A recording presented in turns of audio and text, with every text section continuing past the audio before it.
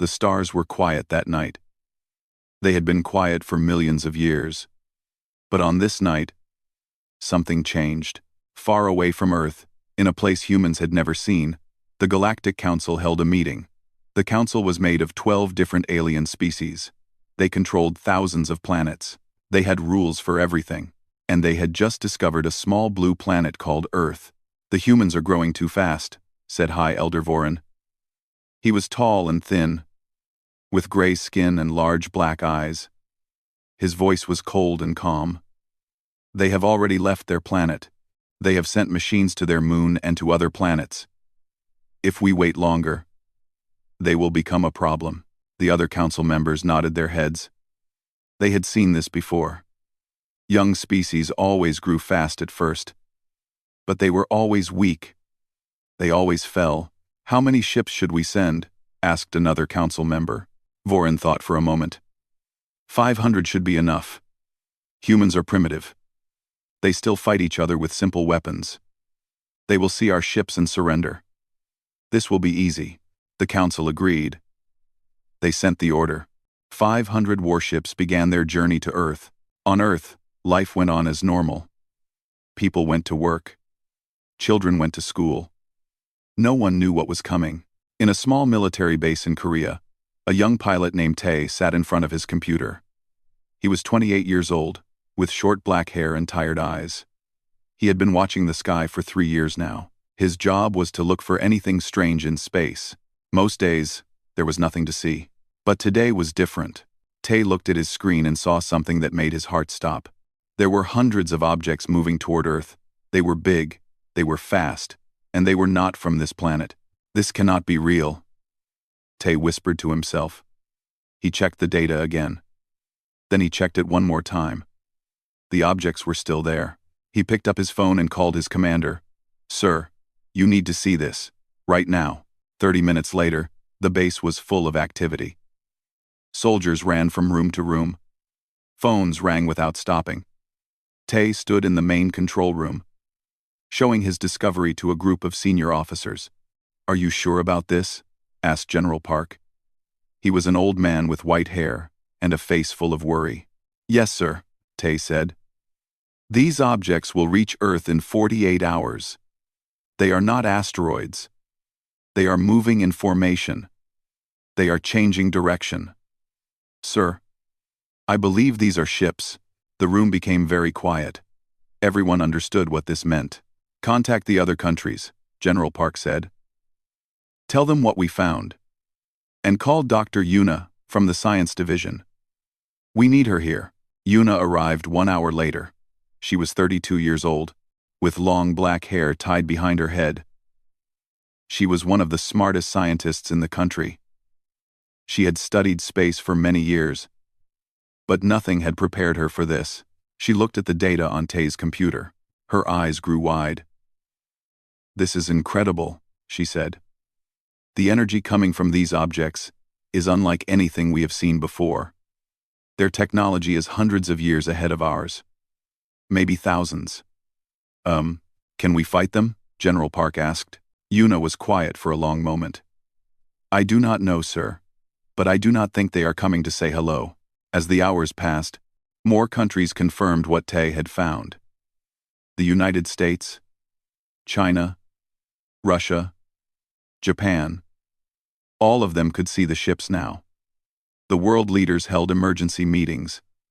People argued about what to do. Some wanted to try talking to the aliens. Others wanted to prepare for war. But there was one thing everyone agreed on. This was the most important moment in human history. On the alien fleet, Commander Vorin stood on the bridge of his flagship. He looked at the small blue planet getting closer and closer. He felt nothing. He had done this many times before. He had conquered 12 planets for the Council. Each time was the same. The primitive species would see his ships and fall to their knees. They would beg for mercy, and the Council would add another world to its collection. "Commander, we will arrive in 20 hours, said one of his officers. "Good," Vorin said. "Prepare the broadcast. Let the humans know we are coming. Give them time to be afraid." The message was sent. It traveled through space at the speed of light. When it reached Earth, Every television, every radio, every phone played the same words. People of Earth, we are the Galactic Council. Your planet now belongs to us. You will surrender immediately. Do not try to fight. You cannot win. If you obey, you will live. If you resist, you will die. You have 12 hours to respond. The message ended. Earth went silent. In homes around the world, families held each other. Some people cried. Some people prayed.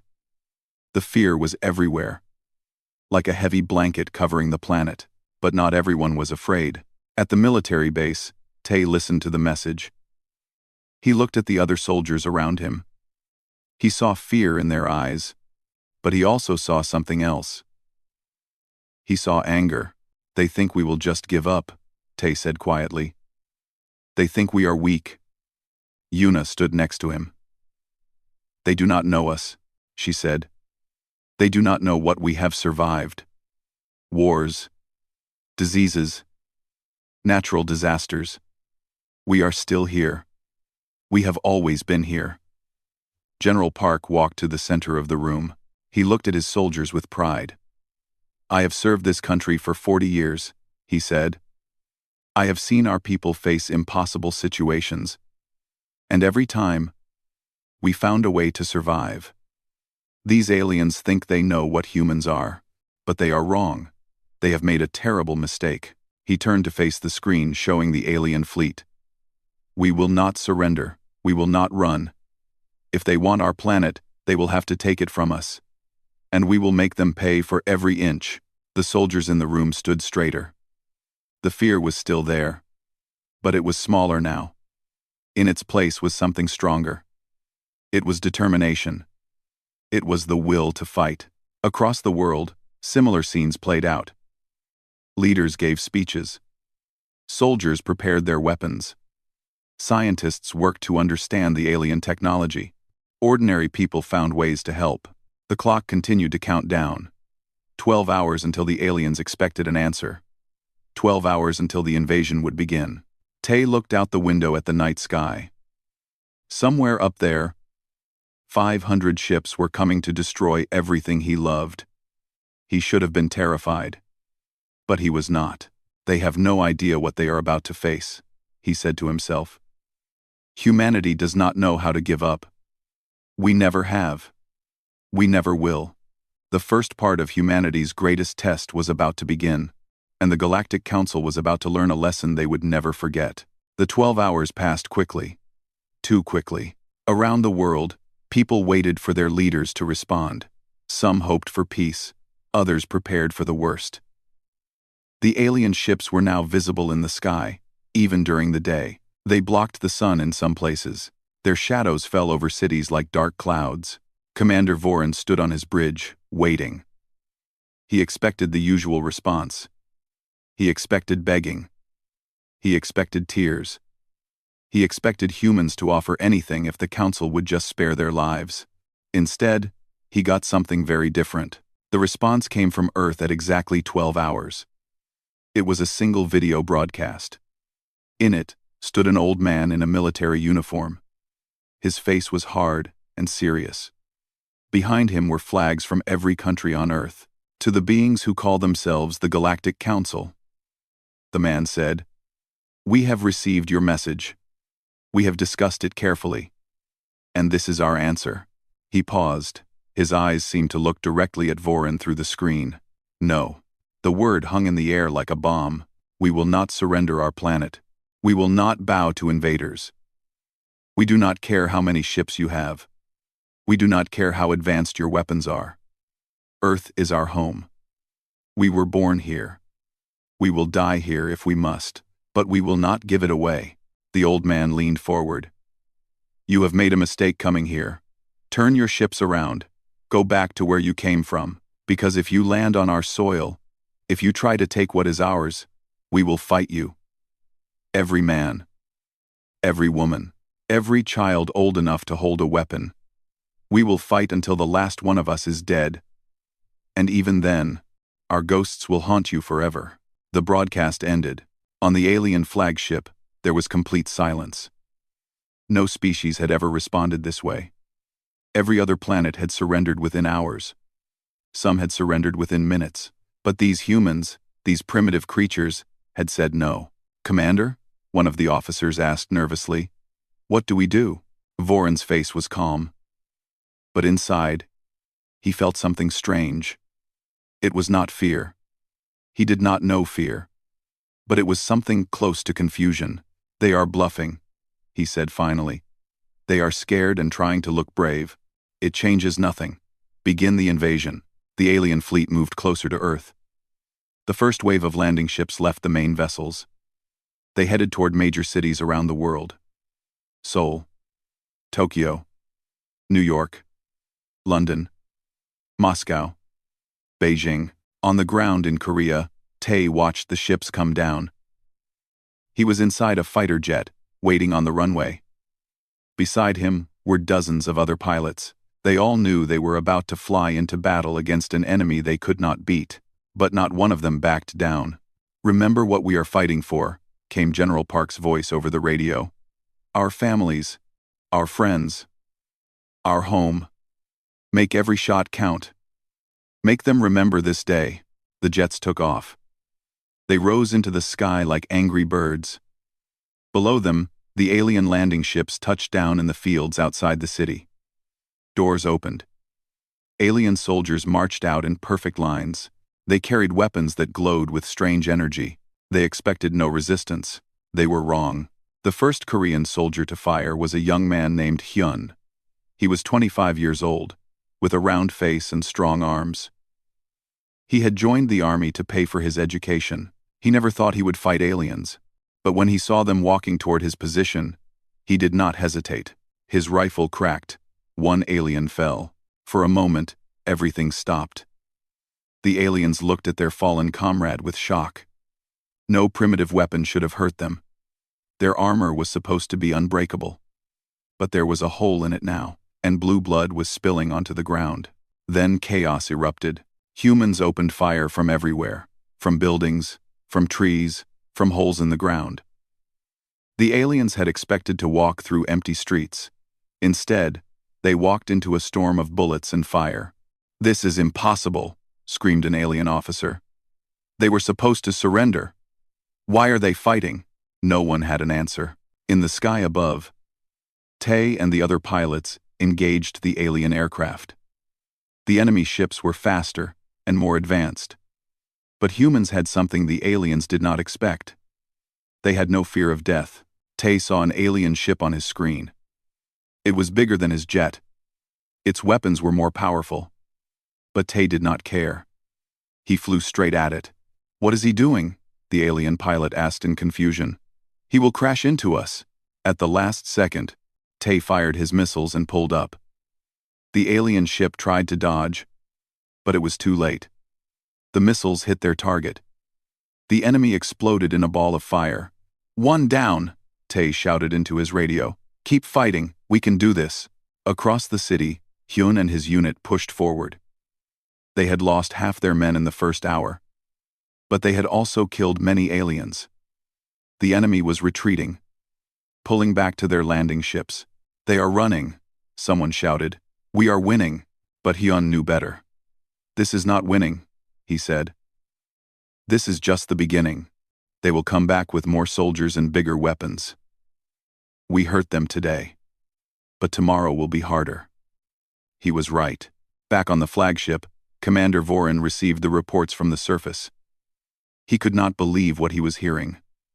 2,000 soldiers sent to Earth, 800 dead in the first day, all because of primitive humans with primitive weapons. "How is this possible?" he demanded. "Our armor should have stopped their bullets." A science officer stepped forward nervously. "Commander, we underestimated them. Their weapons use a different kind of force than we expected. Also, the humans themselves are unusual." "Unusual?" "Explain."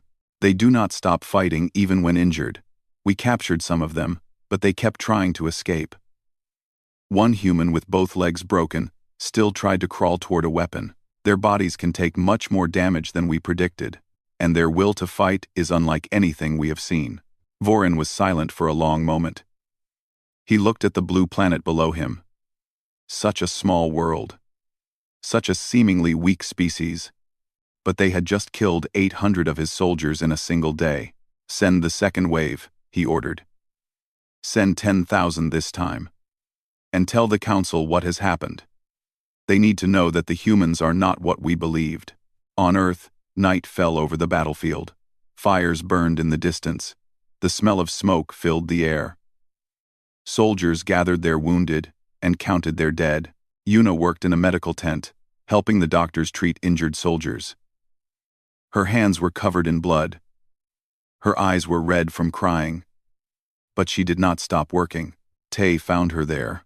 He had a cut on his forehead and burns on his hands, but he was alive. How bad is it? He asked. Bad, Yuna said. We lost many people today. But we also learned something important. Quote, what? The aliens can die. Their ships can be destroyed. They are not gods.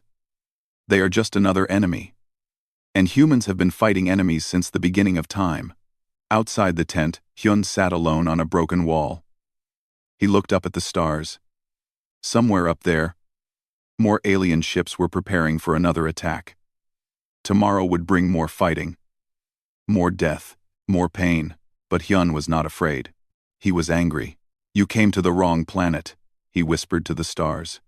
You should have left us alone, because now we know we can hurt you, and we will never stop until you are gone. The first day of the invasion was over. Humanity had survived. But the war was just beginning. And the Galactic Council was starting to realize that they had made a terrible, terrible mistake. 3 weeks had passed since the invasion began. The aliens had expected it to last 3 days. They had been very wrong. Commander Vorin stood in his war room, staring at the maps on his screens. Red marks showed where his forces had been attacked. There were so many red marks. They covered the entire planet like a disease. Report, he said coldly. His officer looked nervous. Commander, we have lost 42,000 soldiers. 67 ships have been destroyed. The humans are using tactics we have never seen before. Explain. They hide in places we cannot find. They attack at night when our sensors work poorly. They use their own vehicles as weapons, driving them into our forces and exploding them. They dig tunnels under our bases and appear behind our lines. They never fight fairly. They never fight the way we expect. Vorin closed his eyes. 42,000 soldiers. This should have been impossible. The Galactic Council had conquered 100 worlds. No primitive species had ever caused this much damage. What else? He asked. The humans have started using strange weapons, things made from their everyday materials. One scientist turned cleaning chemicals into a gas that melted through our armor. Another built bombs from kitchen supplies. They are creative in ways we did not predict. The officer paused. Also, Commander, there is something else. Something strange. Tell me. The humans talk to each other constantly. They share information faster than any species we have seen. When we find a weakness in one city, humans on the other side of the planet already know about it within hours. They learn from our attacks and change their tactics immediately.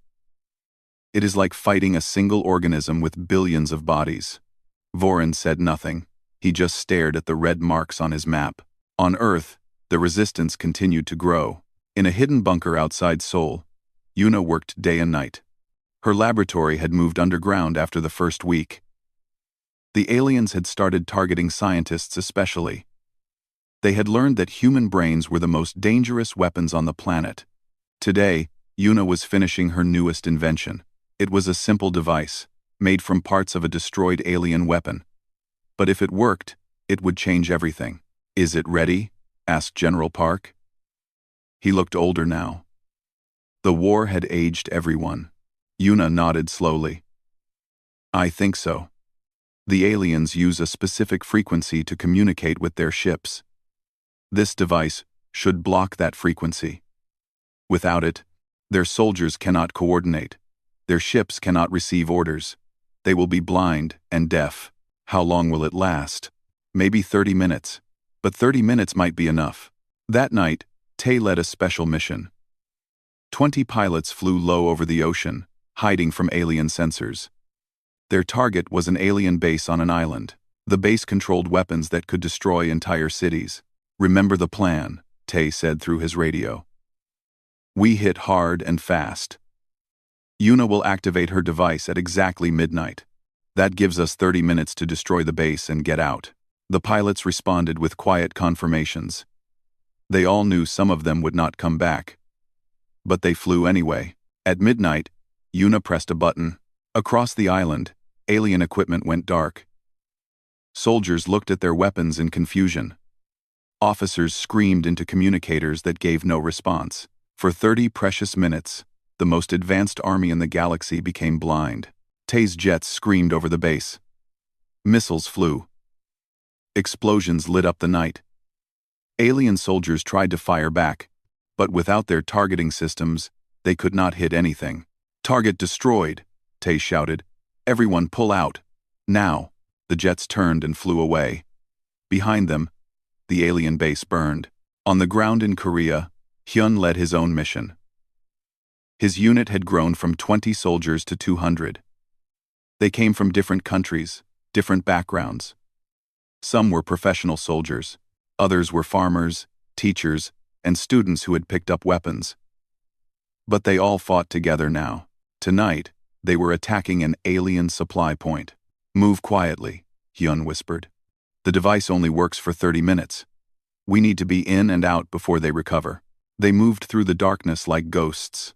Hyun had learned many things in these 3 weeks. He had learned that aliens could not see well in the dark. He had learned that their armor had weak points at the joints. He had learned that fear was a weapon, and humans could use it too. The supply point was guarded by 50 aliens. Hyun's team killed them in 8 minutes. They used knives, not guns. Guns made noise. Noise brought more enemies. "Take everything we can carry," Hyun ordered. "Food, weapons, medicine. Leave nothing behind." They filled their bags with alien supplies. Some of the weapons they did not understand yet, but Yuna would figure them out. She always did. As they retreated into the forest, one young soldier stopped next to Hyun. His name was Jun. He was only 19 years old. "Sergeant Hyun," Jun said quietly, "I killed 5 aliens tonight. Is that wrong? Should I feel bad?" Hyun looked at the young man. He remembered being that young. He remembered having questions like that. "They came to take our home," Hyun said. "They came to make us slaves. Feeling bad is a luxury we cannot afford right now. Save your feelings for after we win." Jun nodded slowly. "Do you think we can win?" Hyun looked up at the stars. The alien fleet was still up there. Thousands more soldiers were waiting to come down. The situation was still desperate. "I do not know if we can win," Hyun said honestly. "But I know we can hurt them. Every alien we kill is one less alien attacking our families. Every supply we steal makes them weaker. Every day we survive is a victory." He put his hand on Jun's shoulder. "Humans have faced extinction before. Ice ages, plagues, famines. We survived all of them. Not because we were the strongest or the fastest, but because we refused to give up. That is what makes us dangerous. We do not know how to quit." Back on the flagship, Commander Vorin received the reports about the night's attacks. Another base destroyed. Another supply point raided. More soldiers dead. For the first time in his life, Vorin felt something close to doubt. "Call the Galactic Council," he said. "Tell them I need to speak with them immediately." An hour later, Vorin faced the council on a video screen. "Hi, Commander," said the council leader. "We have read your reports. This is unexpected. Redder. Unexpected. The humans are more dangerous than we thought," Vorin admitted. "They fight in ways we have never seen. They adapt faster than any species in our records. And they do not surrender. No matter how many we kill, the rest keep fighting. What do you recommend?" Vorin was silent for a moment. Part of him wanted to ask for more ships, more soldiers. But another part of him, a part he did not want to acknowledge, wondered if it would even help. "I recommend we study them more carefully," he finally said. "Before we commit more resources, we need to understand what we are dealing with. These humans are not normal primitives. There is something different about them." The council agreed to send scientists and observers. They would watch the humans and learn their secrets. But what they would discover would shock them to their core. On Earth, the humans kept fighting. Every day brought new battles. Every night brought new plans. Tay flew missions until his hands shook from exhaustion. Yuna worked until she could barely keep her eyes open. Hyun led raid after raid, teaching his soldiers how to survive. They did not know that the galaxy was starting to watch them with new eyes. They did not know that their stubborn refusal to die was becoming legendary among the stars. They only knew one thing. They would never surrender. They would never give up. And slowly, impossibly, they were starting to win. The Galactic Council scientists arrived on the flagship after 2 months of war. They were the best minds from 12 different species. Their job was simple: understand the humans, find their weakness. What they found instead would change everything. The lead scientist was named Drix. She was small and blue, with 4 arms and eyes that could see in many spectrums of light. She had studied 167 species in her career. She thought humans would be easy to understand. She was very wrong. "This cannot be right," Drix said, staring at her data screens. "Run the analysis again." Her assistant did as she asked. The results came back the same. "Look at this," Drix said to the other scientists. "The human planet, Earth. It is not a normal world." She pulled up images and data. The other scientists gathered around, their faces showing confusion and then shock. "The gravity is strong, much stronger than most inhabited worlds. The oxygen levels are high, too high. There are extreme temperatures, volcanoes, earthquakes, hurricanes. The planet is actively trying to kill everything on it." One scientist raised a tentacle. "But life cannot develop on such a world. The conditions are too harsh." "That is what we thought," Drix said. "But look at Earth's history." She showed them more data. The extinction events, the ice ages, the meteor that killed the dinosaurs, the plagues that wiped out millions. Over and over, life on Earth had been nearly destroyed. And over, something had survived. "The humans evolved on a death world," Drix said quietly. "Their planet has been trying to kill them since they first existed. And they survived anyway. Every generation faced extinction. The weak died. The strong lived. They were shaped by constant danger." She pulled up images of human history. Wars that killed millions. Diseases that spread across continents. Famines that lasted decades. "They did not just survive their planet," Drix continued. "They also survived each other.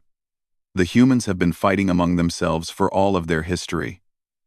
Every generation learned new ways to kill. Every generation grew stronger and smarter." The scientists looked at each other with horror. "We thought they were primitive," said one. "We thought their short lives and soft bodies made them weak." "No," Drix said. "It made them dangerous. They know they will die. They expect death. They are not afraid of it, and because they live such short lives, they waste no time. They act quickly. They adapt quickly. A human can change their entire way of thinking in months. It takes us centuries." She brought up one more piece of data. Medical information gathered from captured humans. "Look at their bodies. They can survive injuries that would kill any other species. They can repair damage while still fighting. They can push through pain that should make them unconscious. And their minds, they can feel fear and still act. They feel despair and still hope. They are illogical. They are emotional. And that makes them unpredictable." Commander Voran had been listening from the back of the room. His face was dark and troubled. "What do you recommend?" he asked. Drix turned to face him. "Commander, I recommend we leave. Immediately. The humans cannot be conquered in any reasonable time frame. Every day we stay, they learn more about our technology. Every day they grow stronger. If we continue this invasion, They will eventually capture our ships.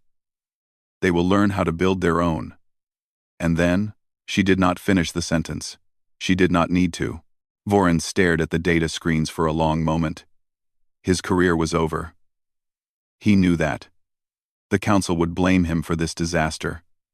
But his career did not matter anymore. What mattered was stopping the humans before it was too late. Begin the retreat, he ordered. All forces. Leave Earth immediately. The order spread across the fleet. Alien soldiers stopped fighting and ran to their ships. Landing craft rose into the sky. The great warships turned away from Earth and began to leave.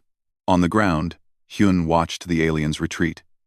He stood on a hill outside Seoul, surrounded by his soldiers. They had been preparing for another battle. Instead, they watched their enemies run away. They are leaving, June said in disbelief. They are actually leaving. Hyun did not celebrate. His eyes were focused on one ship, a large landing craft that seemed to be having engine problems. It was falling behind the others. That ship, Hyun said, it is not going to make it. Get everyone together. We are going to capture it. They moved fast, 200 soldiers running through the forest toward the damaged alien ship. When they arrived, the aliens were trying to repair their engines. They never saw the humans coming. The battle was short and brutal. Hyun led the charge himself. He had learned to use alien weapons now. He had learned where to hit them to make them fall. Within 15 minutes, the ship was his. Secure everything, Hyun ordered. Touch nothing until the scientists get here. He walked through the ship, looking at the strange technology. Computers that floated in the air. Weapons that could destroy buildings. Engines that could travel between stars. All of it now belonged to humanity. Yuna arrived an hour later with a team of scientists. Her eyes went wide when she saw the ship. This is incredible, she whispered. We can learn so much from this. The engines alone could take us decades to understand. But if we do, if we figure out how they work, we can build our own, Tae said. He had come with Yuna, curious to see the captured ship. We can go to space. Real space. Not just our little moon missions. We can go anywhere. Yuna nodded slowly. Yes. We can go anywhere. And that might be exactly what the aliens are afraid of. Well, Ikonsa. With you have Yuna nodded slowly. Up in orbit. Commander Vorin watched Earth grow smaller and smaller on his screen. Half his fleet was gone. 50,000 soldiers dead. And for what? A small blue planet that should have fallen in a week. He opened a communication channel to the Galactic Council. The invasion has failed, he said. We are returning home. The council leader stared at him through the screen. Failed?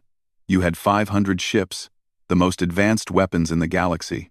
How did you fail against primitives? They were not primitives, Vorin said. They were something else. Something we have never faced before. The humans are survivors. They adapt.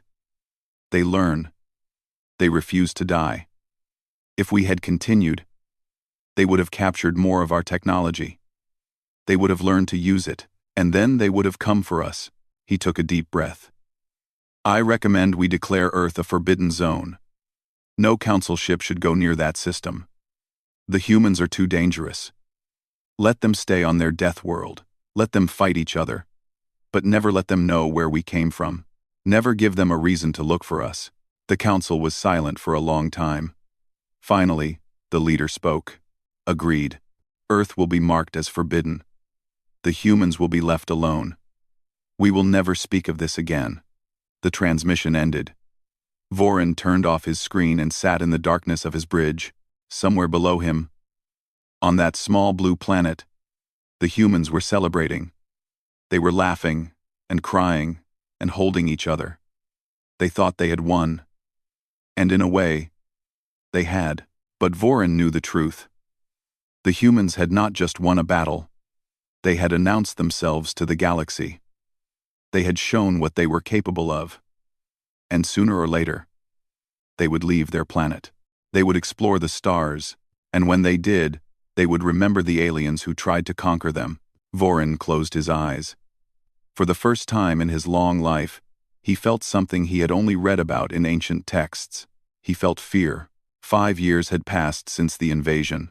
Earth was different now. The world that had once been divided by borders and flags was more united than ever before. Countries that had been enemies now worked together. Scientists from every nation shared their knowledge freely. Old arguments about money and power seemed silly after facing extinction. And in secret bases around the world, humanity was building something new. The captured alien ship had changed everything. Yuna and her team had spent years taking it apart, studying every piece, learning every secret. The technology was complex, but humans were fast learners. They always had been. In a massive underground facility in Korea, the first human starship was almost complete. General Park, now the leader of Earth's unified space program, stood before a window looking at the ship. It was beautiful, sleek and silver. Combining human design with alien technology, they had named it the Unity. "How long until it is ready?" he asked. Yuna stood beside him, holding a tablet full of data. She looked older now. They all did. But her eyes were still sharp and eager. 2 more months for testing, she said. Then we can launch. And it will work? We can travel between stars? Yuna smiled. Yes. We studied their engine technology carefully. We understand it now. Better than they probably expected. This ship can reach nearby stars in weeks, and the next generation of ships will be faster. Park nodded slowly. And the weapons? Improved. We took their designs and made them better. Human engineers are good at making things more dangerous. It is what we do. In another part of the facility, Tay was training new pilots. He had become a legend after the invasion. The pilot who flew into impossible situations and always came back. Now he was teaching others to do the same. Remember, he told his students, aliens think in straight lines. They follow rules and patterns. That is their weakness. We do not follow patterns. We are unpredictable. That is our strength. A young pilot raised her hand. Her name was Sue. She was only 20 years old, born during the invasion. Sir, do you think we will have to fight them again? Tay was quiet for a moment. I do not know. But if we do, we will be ready. Last time, they surprised us. Next time, we will surprise them. In the city above the facility, Hyun walked through the streets of Seoul. The city had been rebuilt after the war. New buildings stood where ruins had been. Children played in parks that had once been battlefields. Hyun had retired from the military. His fighting days were over. But sometimes he still looked up at the sky and wondered what was out there. Today, he was meeting someone special. A young man was waiting for him at a small restaurant. It was June, the soldier who had asked him about killing aliens years ago. June was a captain now, leading his own unit. You look well, Hyun said, sitting down across from him. You too, June said.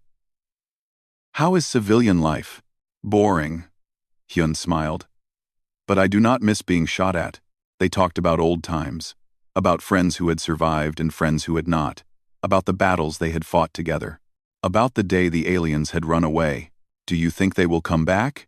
June asked eventually. Hyun looked out the window at the busy street. Maybe. But we will be ready. We are not the same species we were 5 years ago. We know we are not alone now. We know there are dangers among the stars, and we are preparing for them. He leaned back in his chair. Besides, I think they are more afraid of us now than we are of them. Far away, in the chambers of the Galactic Council, that fear was very real. The Council had done as Vorin suggested. They had marked Earth as forbidden. They had warned all species to stay away. But warnings could not stop everyone. Reports had started coming in.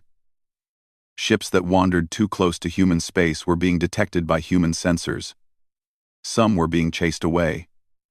A few had been captured. The humans were learning, growing, expanding. They have built their own ships, Vorin reported to the Council. He had been demoted after the failed invasion, but they still asked for his opinions on humans. He was the only one who had faced them directly. "How is that possible?" the council leader demanded. "They only had one of our ships." "One. It was enough," Vorin said. "They took it apart. They studied it. They improved it. That is what humans do. Give them a tool, and they will make it better. Give them a weapon, and they will make it deadlier." He pulled up a holographic display showing human space. It had expanded significantly. Outposts on Mars. Mining operations on asteroids. A colony ship heading toward the nearest star. "In 5 years, they have done what took us 500, Vorin said. "In another 5 years, they will reach other solar systems. In 10 years, they will be exploring the galaxy. And in 20 years, he did not finish the sentence. The council leader's face was pale. "What do we do?" "Nothing," Vorin said. "We leave them alone. We hope they leave us alone. And we pray to whatever gods we believe in, that they never find out where we live." "This is madness," said another council member. "We should destroy them now, while we still can." "Can we?" Vorin asked coldly. "We sent 500 ships and lost half of them. How many ships would it take to actually conquer them? 1,000? 5,000? And how many more humans would learn from that war? How many more innovations would they create?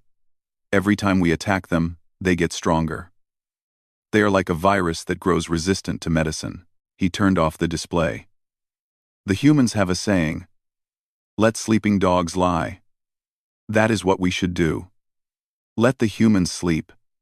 Let them focus on their own problems, because if they ever wake up angry at us, nothing in this galaxy will save us." Back on Earth, the day of the launch arrived. The Unity stood on its platform, gleaming in the morning sun. Millions of people watched from their homes as the countdown began. Tay sat in the pilot's seat. Yuna was in the science bay. Other crew members filled the ship, representatives from every country on Earth. "Unity, you are clear for launch," came the voice from control. Tay's hands were steady on the controls. He thought about his parents, who had died during the invasion. He thought about the friends he had lost. He thought about the fear he had felt when he first saw alien ships in the sky. He was not afraid anymore. "Unity lifting off," he said into his communicator. "Earth, we are going to the stars." The engines roared. The ship rose into the sky. It climbed higher and higher, past the clouds, past the atmosphere, past the moon. And then, with a flash of light, it jumped. The first human starship had left the solar system. In the control room, General Park watched the empty sky with tears in his eyes. Hyun stood beside him, having been invited as an honored guest. "We did it," Park said quietly. "We actually did it." "No," Hyun said. "We just started. This is not the end. This is the beginning." He looked at the young technicians and scientists around him. Children of the invasion generation. They had grown up knowing that monsters were real and humans had beaten them. "Look at them," Hyun said. "They are not afraid of anything. They saw the worst the galaxy could throw at us, and they watched us survive. They believe they can do anything. And maybe they can." Park smiled. "Humanity, F. Yeah?" Hyun laughed. It was an old phrase that had become popular during the war. A crude expression of defiance that had somehow become a rallying cry. "Yes," he said. "Humanity, F. Yeah." Somewhere among the stars, the Unity flew on. Inside, Tay looked out the window at the endless darkness. Points of light filled his vision. Each one a sun. Each one possibly home to other worlds, other species, other civilizations. "Yuna," he said over the intercom. "Come look at this." She joined him at the window. Together, they stared at infinity. "Somewhere out there, they are watching us," Yuna said. "The council. They are afraid of what we will do next." "Good," Tay said. "They should be." He put his hand on the window, reaching toward the stars. "They tried to break us. They tried to make us surrender, but they did not understand what humans are. We do not give up. We do not accept defeat. We fight, and we struggle, and we survive. He smiled. And now we are coming for the stars. Not as conquerors, not as destroyers, but as explorers. We want to see what is out there. We want to learn. We want to grow. He turned to face Yuna. And, if anyone tries to stop us, they will learn the same lesson the council learned. What lesson is that? Tay's eyes were bright with determination. Never underestimate humanity. We were forged in fire. We were shaped by death. And nothing in this galaxy can break us. The Unity flew on, carrying humanity's dreams into the unknown. The galaxy would never be the same.